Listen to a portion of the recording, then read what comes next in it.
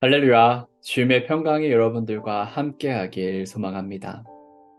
사람들의 입에 가장 많이 오르내리는 얘기 중 하나는 아마 남녀 간의 사랑일 것입니다.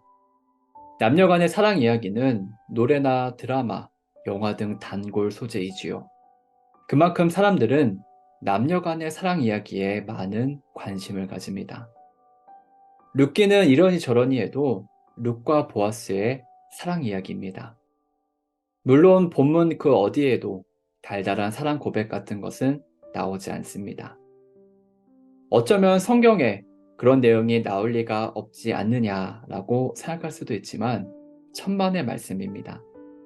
성경의 시작인 창세기만 봐도 아담이 하와에게 얼마나 달달하게 사랑을 고백했는지 분명하게 알 수 있습니다. 아담이 하와를 처음 본 순간 뭐라고 말했을까요? 이제야 나타났구나, 이 사람. 뼈도 나의 뼈, 살도 나의 살, 남자에게서 나왔으니 여자라고 부를 것이다. 이 말은 너는 내 전부야, 너는 내 모든 것이야, 이 안에 너 있다, 이런 뜻입니다. 얼마나 낭만적인가요? 아무튼 룻기는 비록 이런 직접적인 사랑 고백은 기록되어 있지 않지만 엄연히 보아스와 룻의 사랑을 다루고 있습니다. 그런데 흥미롭게도 두 사람의 사랑을 이어주는데 시어머니 나오미가 결정적인 역할을 합니다. 나오미는 룻이 이삭을 주우러 나갔다가 보아스의 밭에서 엄청난 호의를 받았다는 이야기를 듣게 됩니다. 그리고 직감합니다. 아, 보아스가 룻을 마음에 두고 있구나. 그런데 정작 며느리 룻은 순진한 건지 보아스가 보내고 있는 그 묘한 감정의 기류를 눈치채지 못한 것 같습니다. 그래서 나오미는 며느리에게 보아스가 너를 마음에 두고 있는 것 같으니 이렇게 행동하라고 자세하게 알려주었습니다. 일종의 연애 노하우를 전수해 준 것이지요. 시어머니가 며느리를 재혼시키기 위해서 이렇게 하는 경우는 상당히 드뭅니다. 그만큼 나오미는 룻을 진정으로 생각하고 있었습니다. 자기와 함께 고생하기보다는 하루라도 빨리 괜찮은 남편감을 찾아서 안정된 삶을 누리길 바란 것입니다. 나오미는 룻에게 목욕을 하고 향수를 바르고 고운 옷으로 단정하고 타작마당으로 가라고 합니다. 나오미가 룻에게 지시한 행동들은 신부가 신랑을 맞이할 때 하는 일들입니다.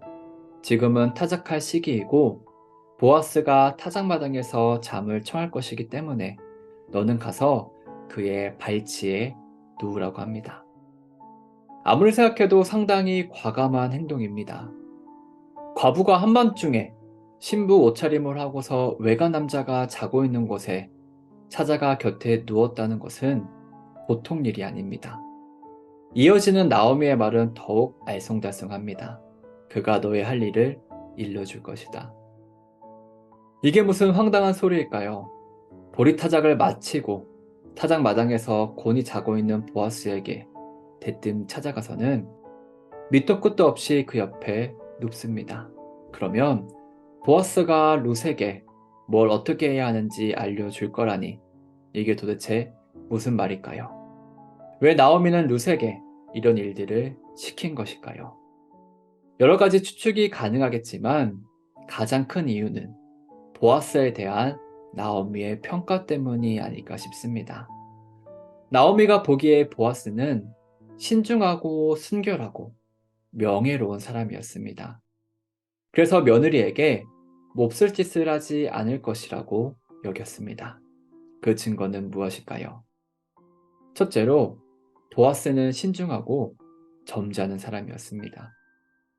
룻이 보아스의 밭에서 이삭을 줍고 있을 때 보아스는 직접 가서 룻에게 말을 걸지 않고 일꾼들에게 룻에 대해서 알아보았습니다.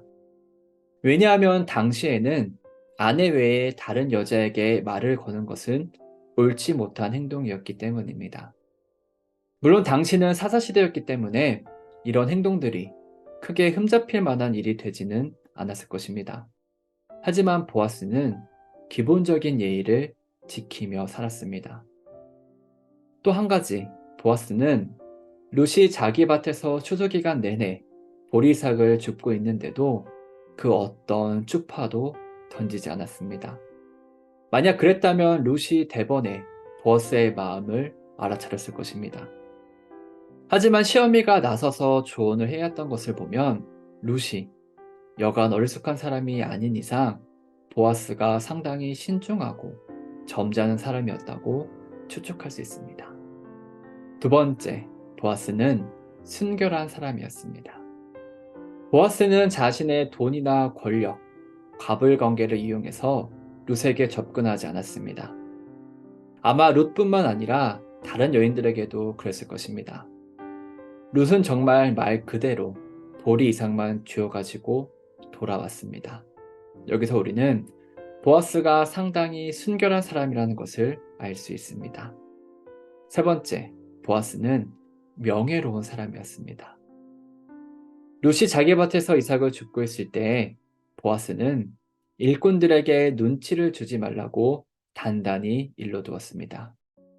그리고 룻 몰래 곡식단을 뽑아 놓으라고 시켰습니다. 이것은 룻의 자존심을 지켜주기 위한 세심한 배려였습니다.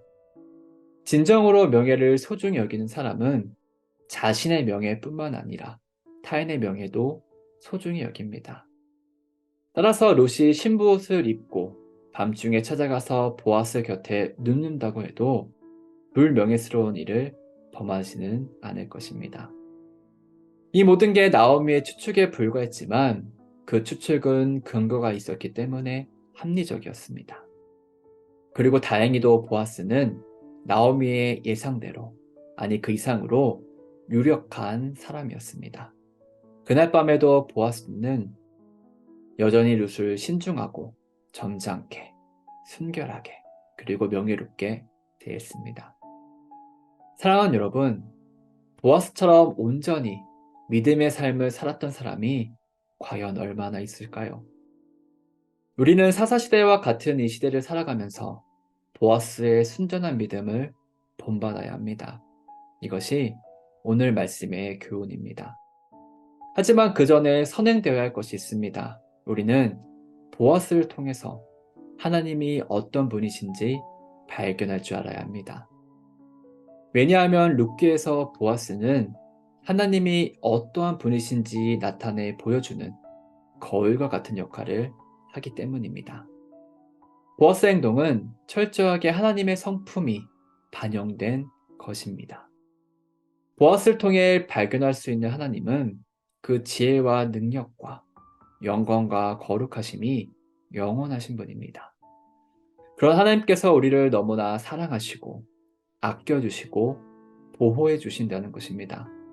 우리는 받은 그 사랑에 감격하여 주어진 역할을 감당해야 할 책임과 사명이 있습니다. 먼저 우리는 하나님 앞에서 내 주님과 같은 분은 없습니다. 그 어느 누구도 내 주님과 같은 분은 없습니다. 이 땅 위에 고백할 수 있어야 합니다. 그리고 우리의 삶에서 만나는 이들을 배려해주고 감싸주고 나눌 수 있는 넉넉한 마음을 가져야 합니다. 바라기는 하나님 앞에서 그리고 세상 속에서 이 사명을 감당하는 여러분 되기를 간절히 축복합니다.